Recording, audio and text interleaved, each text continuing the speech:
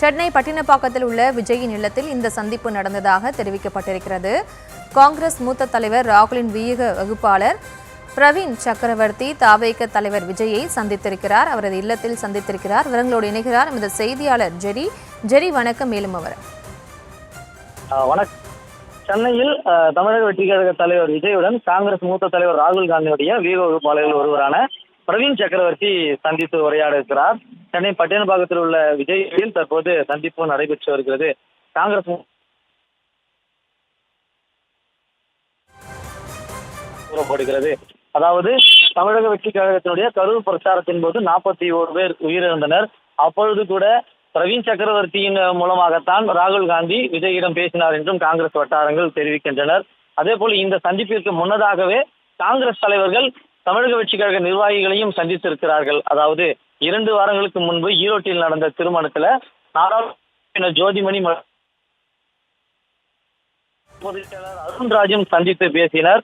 அதன் தொடர்ச்சியாகத்தான் பொள்ளாச்சியில் நடந்த திருமணத்துல தமிழக வெற்றி கழகத்தினுடைய நிர்வாக குழு தலைமை ஒருங்கிணைப்பாளர் செங்கோட்டையனுடன் திருநாவுக்கரசரும் சந்தித்து பேசியிருந்தார்.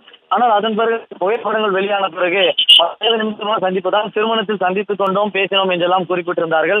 இந்த 2 சந்திப்புகளுக்கு பிறகு தற்பொழுது பிரவீன் சக்கரவர்த்தி விஜயை நேரடியாக சந்தித்திருக்கிறார். இதற்கு முன்னதாகவே 2 முறை பிரவீன் சக்கரவர்த்தியினுடைய தொலைபேசியிலிருந்து தான் ராகுல் காந்தி தொடர்பு கொண்டு பேசியதாகவும் கூறப்படுகிறது. அதே போல ஜோதிமணி அவர்கள் செய்தியாளர் சந்திப்பில் பேசும்போது கூட விஜய் காங்கிரஸ் கட்சிக்கு புதிதானவர் அல்ல என்ற ஒரு கருத்தையும் குறிப்பிட்டிருந்தார்.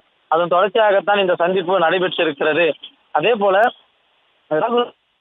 விஜய் விமர்சிக்கவில்லை, பாஜகவை விமர்சித்திருக்கிறார், திமுக விமர்சித்திருக்கிறார். ஆனால் தமிழக வெற்றி கழகத்தினுடைய 2ஆம் கட்ட தலைவர்கள் கூட காங்கிரஸை விமர்சிக்காதது குறிப்பிடத்தக்கது. இந்த சூழலில் தான் பிரவீன் சக்கரவர்த்தி விஜயை சந்தித்திருக்கிறார். ஆனால் இது கூட்டணி பேச்சுவார்த்தையா அல்லது மரியாதை நிமித்தமான சந்திப்பா என்று இறுதியாக அறிவிக்கப்படாத ஒரு சூழலில் தான் திராவிட முன்னேற்ற கழகத்துடன் கூட்டணி பேச்சுவார்த்தைக்கு காங்கிரஸ் தலைமை 5 பேர் கொண்ட குழுவையும் அமைத்திருக்கிறது. ஒருபுறம் கடந்த வாரம் கூட்டணி பேச்சுவார்த்தை அண்ணா அறிவாலயத்தில் நடந்தது.